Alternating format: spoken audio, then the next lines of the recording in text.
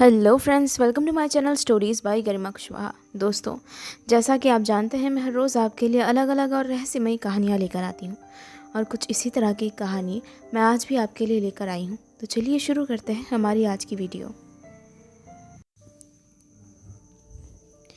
कुछ देर का रास्ता तय करने के बाद समंथा जेफरी रॉबर्ट्स के घर के सामने थी।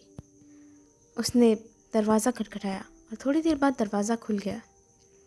घर के अंदर से एक संभ्रांत सी महिला बाहर आई। हेलो, मेरा नाम समंथा समंथा है और ओह, मेरा नाम जूलिया विलियमसन है। ओह, आपसे मिलकर खुशी हुई। अंदर आइए। वैसे मैं यहाँ आई हूँ जेफरी रॉबर्ट्स के कत्ल के सिलसिले में कुछ बात करने। जेफरी जेफरी का जेफरी का मर्डर नहीं हुआ था। जेफरी, आप किसकी तरफ से आई हैं? ओह वेल, मैं पुलिस डिपार्टमेंट में काम करती हूँ। हाँ, मैं पुलिस डिपार्टमेंट में काम करती हूँ। ओह, अचानक उसे गए हुए तो 2 महीने हो गए और हमने तो कोई रिपोर्ट नहीं की थी। बस ऐसे ही, बस एक केस के सिलसिले में थोड़ी जानकारी चाहिए। अच्छा, ठीक है, बैठिए। क्या पूछना चाहती हैं आप? अम, जानना चाहती हूँ कि जेफरी रॉबर्ट्स की मौत कैसे हुई थी। जेफरी जेफरी बीमार था और उसने सुसाइड कर लिया था। उसने गोली चला दी थी। गोली, और वो गन क्या उसकी खुद की थी? नहीं, उसकी नहीं थी। ओह, और उस गोली से कैसा ज़ख्म हुआ था? वो गोली उसने अपने सीने पर रखकर चलाई थी और वो उसके दिल को पार करते हुए निकल गई थी। असल में वो उसके शरीर के आर पार हो गई थी। गोली बहुत करीब से चलाई थी उसने, और फिर जब तक हम उसे किसी इलाज तक पहुंचा पाते, वो दम तोड़ चुका था। वो आपका बेटा था? हाँ, वो मेरा बेटा था। आपको बहुत अफसोस हुआ मुझे ये जानकर। आपको बहुत तकलीफ़ हुई होगी। हाँ, बहुत तकलीफ़ हुई, बहुत ज़्यादा हुई। कुछ दिनों से हालात इतने बदल गए थे कि हम एक दूसरे से बात भी नहीं कर रहे थे। ओह, आई एम सो सॉरी। वो नाराज़ था मुझसे। आपसे नाराज़ था? क्यों? मेरी दूसरी शादी की वजह से। ओह, वो अपने स्टेप फादर को बिल्कुल पसंद नहीं करता था, बिल्कुल भी नहीं। और आए दिन उसे लेकर कोई ना कोई नई शिकायत मुझे सुनाता रहता था। मैं उसे समझाने की कोशिश करती थी कि चीज़ें संभलने में थोड़ा वक्त लगेगा, पर वो मानता ही नहीं था। उसकी बहन के चले जाने के बाद हालात और ख़राब हो गए। उसकी बहन भी थी? हाँ, उसकी बहन मार्गरेट। मार्गरेट। उसे हम सब मैग कहते थे। वो गुज़र गई अजीब हादसे में। ओह, क्या हुआ था उसे? हाँ, उसे अस्थमा की प्रॉब्लम थी और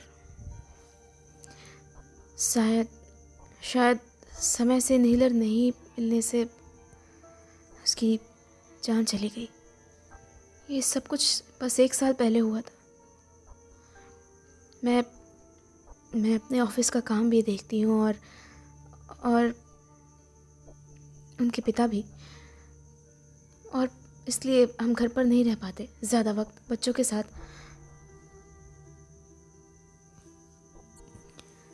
और शायद इसी दरमियान कुछ बुरा हुआ होगा उसके साथ, कुछ कुछ कुछ बहुत बुरा। मैंने अपने दोनों बच्चों को खो दिया। शायद मैं एक अच्छी माँ ही नहीं बन सकती। मुझे उससे बात करनी चाहिए थी, मुझे उसे और समझाना चाहिए था।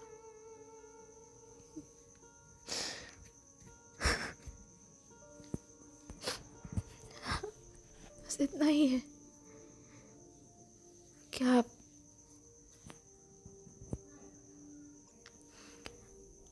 आप जेफरी किस वजह से डिप्रेशन में था, या किसी वजह से वो किसी तरह के टेंशन में था? क्या आपने कभी पूछने की कोशिश की उससे? नहीं, मुझे नहीं पता। हमारी बात बहुत कम होती थी। मैं चाहती थी कि उससे बात करूं, पर उसने मिलना जुलना छोड़ दिया था। उसके यहाँ ज़्यादा दोस्त भी नहीं थे। मार्गरेट के चले जाने के बाद हमने हमारा पुराना घर बदल दिया और यहाँ आ गए।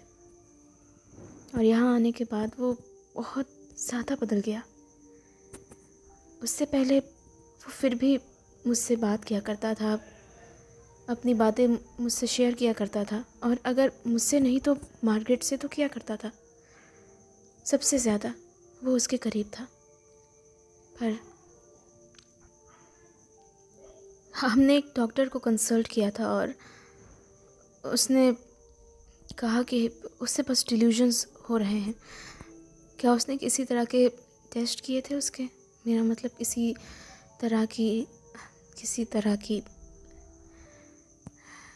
किसी तरह की स्कैन्स या ब्लड रिपोर्ट्स या फिर ऐसा कुछ? नहीं, उन्होंने ऐसा कुछ नहीं किया। उन्होंने ये सब सिर्फ उसके सिम्टम्स के आधार पर कहा था और उससे दवाइयाँ दे दी थी। और कुछ दिनों तक तो उसने वो दवाइयाँ खाई भी नहीं थी। सिर्फ हमें दिखाता था कि वो उन्हें ले रहा है, पर वो ऐसा करता नहीं था। ओके, ठीक है। अगर ज़रूरत पड़ी तो मैं आपसे दोबारा मिलूँगी, शायद आपके हस्बैंड से भी। वैसे ही सब किस बारे में है मैं आपको अभी नहीं बता सकती, बस कुछ ज़रूरी था। ठीक है। इतनी पूछताछ के बाद समंथा वापस घर की तरफ जाने लगी। जेफरी रॉबर्ट्स के स्कूल और कॉलेज के दोस्तों से भी बातचीत करने पर उसे ऐसा कुछ अजीब नहीं पता चला जिसके बारे में कहा जा सके कि वो उसके कत्ल की वजह हो सकती है। स्कूल के लोगों ने और कॉलेज के दोस्तों ने भी यही कहा कि जेफरी काफ़ी इंट्रोवर्ट लड़का था। वो ज़्यादा किसी से बात नहीं करता था। उसके 1-2 ही दोस्त थे कॉलेज और स्कूल में, और पढ़ने में एक औसत छात्र था।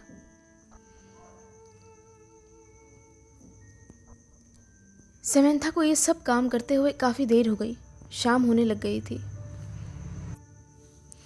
समंथा वापस घर आने लग गई। अंधेरा हो गया था और धीरे धीरे बारिश होने लग गई थी।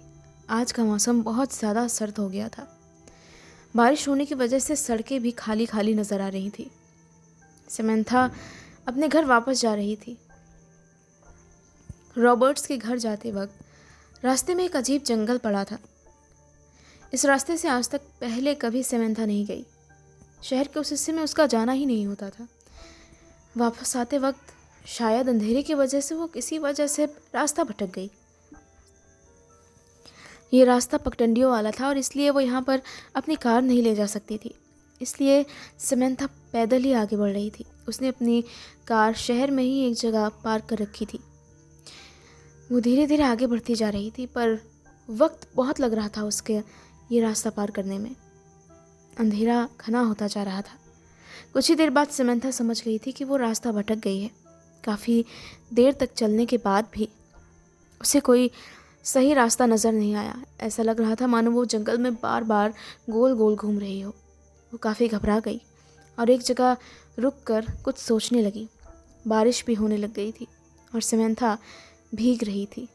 जंगल होने की वजह से यहाँ पर बारिश की बूंदें इतनी तेज़ नहीं थी, पर फिर भी समंथा काफ़ी हद तक भीग गई थी और उसे ठंड लग रही थी। अब वो धीरे धीरे रास्ते के हर एक पेड़ को देखती हुई आगे बढ़ रही थी, पर फिर भी उससे कोई मदद नहीं मिल रही थी। हालात अभी भी जस के तस थे। कुछ देर आगे बढ़ने के बाद अचानक उसे महसूस हुआ उसके पीछे कोई है। उसने पीछे मुड़कर देखा, कोई भी नज़र नहीं आया। वो थोड़ा और आगे बढ़ी और धीरे धीरे करके आगे बढ़ने लगी। उससे एक बार फिर से ऐसा महसूस हुआ कि उसके पीछे कोई ना कोई ज़रूर है, और उसने एक बार फिर से पीछे मुड़कर देखा। उसे एक परछाई नज़र आई। समंथा अंधेरे में उसे ठीक से देख नहीं पाई और उसने वहीं से चिल्ला कर पूछा, कोई है? क्या वहाँ कोई है? ओह हाँ, मैं हूँ। लगता है आप रास्ता भटक गई हैं। ओह नहीं, मैं ठीक हूँ। तो फिर आप लगातार इस रास्ते से घूम क्यों रही हैं? मैंने आपको यहाँ से दोबारा गुजरते हुए देखा है। मेरे ख्याल में शायद आप भटक गई हैं। नहीं नहीं, मैं ठीक हूँ। तो तुम मुझ पर नज़र रख रहे हो? नहीं, मैं आप पर नज़र नहीं रख रहा था। मैं सिर्फ यहाँ घूमता टहलता रहता हूँ। यहीं जंगल में मेरा घर है। अगर आप चाहें तो मैं आपकी मदद कर सकता हूँ। नहीं, कोई ज़रूरत नहीं है, मैं खुद चली जाऊँगी। समंथा घबराई हुई थी और किसी अनजान पर भरोसा नहीं करना चाहती थी। वो धीरे धीरे आगे बढ़ने लग गई। उसे लगा कि उसने उस लड़के को काफ़ी पीछे छोड़ दिया है और वो उसे अब नज़र आना बंद हो गया था। वो काफ़ी देर तक उसी तरह आगे बढ़ती रही और एक बार फिर से उसे महसूस हुआ कि वो वाकई में इस जंगल में बार बार भटक रही है और उसे बाहर निकलने का कोई रास्ता नज़र नहीं आ रहा है। वो हार कर एक जगह रुक गई। उसने अपने चारों तरफ देखा। आसपास कोई भी लाइट का सोर्स नहीं था। हर तरफ अंधेरा था। कोई भी ऐसी चीज़ नहीं थी जिसे देखकर कहा जा सके कि वो किसी तरह जंगल से बाहर जा रही है। हर तरफ पेड़ ही पेड़ नज़र आ रहे थे, जिनका कोई और छोर नज़र नहीं आ रहा था। कुछ देर बाद उसे फिर से वही जानी पहचानी आवाज़ सुनाई पड़ी। मैं अभी भी यहीं हूँ और अगर तुम चाहो तो तुम्हारी मदद कर सकता हूँ। तो तुम मेरा पीछा कर रहे हो, पर मैंने तुम्हें नहीं देखा यहाँ आते हुए। तुम अचानक यहाँ कैसे आ गए? मैंने कहा ना, मैं यहाँ जंगल में ही रहता हूँ। यहाँ के रास्ते आते हैं मुझे। तो अगर तुम चाहती हो तो मैं तुम्हारी मदद कर सकता हूँ। अच्छे लोगों की मदद करनी चाहिए। शायद तुम भी किसी की मदद कर रही हो। ठीक है, तो तुम्हारा नाम क्या है? ओह, मेरा नाम, मुझे रॉब कहते हैं। ओह, मेरा नाम समंथा है और मैं पुलिस डिपार्टमेंट में हूँ। ओह, मैं जानता हूँ। जानते हो? मेरा मतलब है, तुम्हें देख कर ही लग गया था। मेरा मतलब पुलिस डिपार्टमेंट वाले ऐसे ही होते हैं, थोड़े स्ट्रिक्ट और स्ट्रेट फॉरवर्ड। हाँ हाँ, ठीक कह रहे हो। तो तुम यहाँ जंगल में क्यों रहते हो? मेरा मतलब इस जंगल के पार भी एक खुला इलाका है और जंगल के उस तरफ तो शहर है ही। फिर भी तुम यहाँ क्यों रहते हो? मैं यहाँ रहता हूँ क्योंकि यहाँ रहना मुझे पसंद है। दुनिया के लोग बहुत बनावटी होते हैं समंथा। वो दिखने में कुछ और असल में कुछ और होते हैं, और इन चीज़ों से बचने के लिए मैं यहाँ रहने लग गया। तुम्हारी आवाज़ ऐसा लगता है कहीं सुनी है मैंने। दुनिया में कई लोगों की आवाज़ एक जैसी होती है, पर इसका मतलब नहीं कि हम सभी को जानते हैं। हो सकता है कि तुम्हें मेरी आवाज़ किसी जान पहचान के इंसान जैसी लगी हो, पर मैं तो यहीं रहता हूँ और तुम्हें पहली बार देख रहा हूँ। हाँ, मैं भी तुम्हें पहली बार देख रही हूँ। खैर, मेरी मदद करने के लिए शुक्रिया। मैं सच में यहाँ भटक गई थी। तो तुम पुलिस हो, है ना? फ़िलहाल अभी तो नहीं। हाँ, मैं पहले ये काम किया करती थी, तकरीबन 2 महीने पहले। और पिछले 1 महीने से मैंने अपना काम छोड़ रखा है क्योंकि मैं किसी वजह से इस पर फोकस नहीं कर पा रही। किसी तरह की उलझन या कोई परेशानी। हाँ शायद, पर मैं अभी इस बारे में बात नहीं करना चाहती। ठीक है, कोई बात नहीं।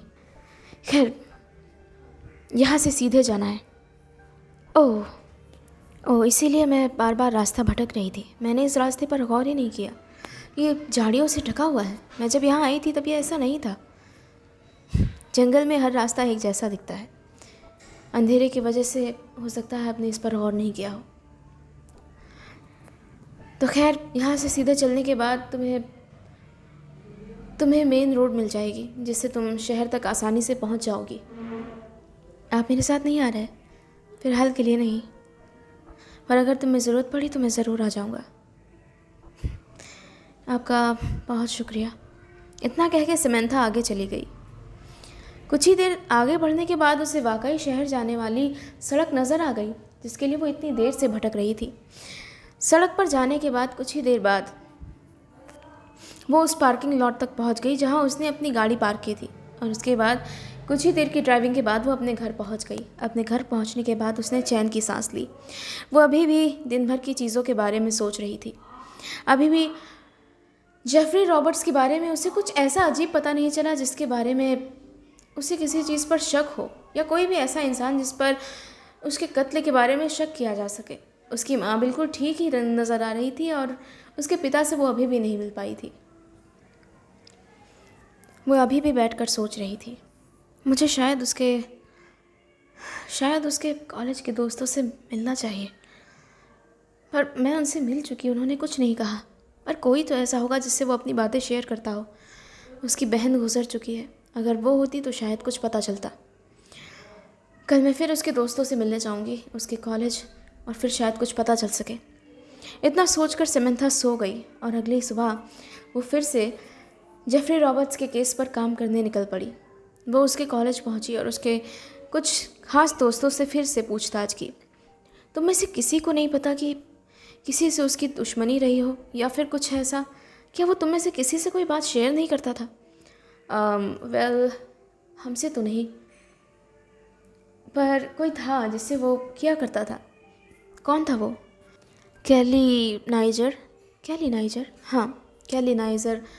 वो यही हमारे साथ इस कॉलेज में ही पढ़ा करती थी, पर फिर उसके पिता का ट्रांसफ़र हो गया और फिर उसे उसके शहर वापस जाना पड़ा, और फिर ये कॉलेज छूट गया। एक वही थी शायद जिससे जेफरी सबसे ज़्यादा बात करता था। वो कहाँ रहती है, उसका आप पता जानते हो? मैं नहीं जानता, पर हाँ, वो जानती है। कौन? वो लड़की, क्या नाम है उसका? उसका नाम शायद मिली है। हाँ, मिली नाम है उसका। ठीक है, तुम्हारी मदद के लिए शुक्रिया। इतना कह के समंथा उस लड़की की तरफ गई। Excuse me. यस, क्या तुम्हारा नाम मिली है? हाँ, मेरा नाम मिली है। तुम्हारी एक मदद चाहिए मिली। बताइए। क्या तुम कैली नाइजर को जानती हो? हाँ, वो हमारे साथ पढ़ती थी पहले, पर अब नहीं, वो दूसरे शहर चली गई है। हाँ, मैं जानती हूँ। क्या तुम जानती हो कि वो कहाँ रहती है? क्या तुम्हारे अभी भी उससे कॉन्टैक्ट्स हैं? हाँ, पर आपने ऐसा क्यों पूछा? मैं बस जानना चाहती हूँ, कुछ बातें हैं, मुझे उससे कुछ पूछना है। घबराओ मत, कुछ ऐसा नहीं है, कुछ परेशान करने वाला नहीं है। मुझे सिर्फ उससे कुछ जानकारी चाहिए, बस इतना ही। मैं उसे नहीं बताऊंगी कि मुझे तुमने उसका पता दिया।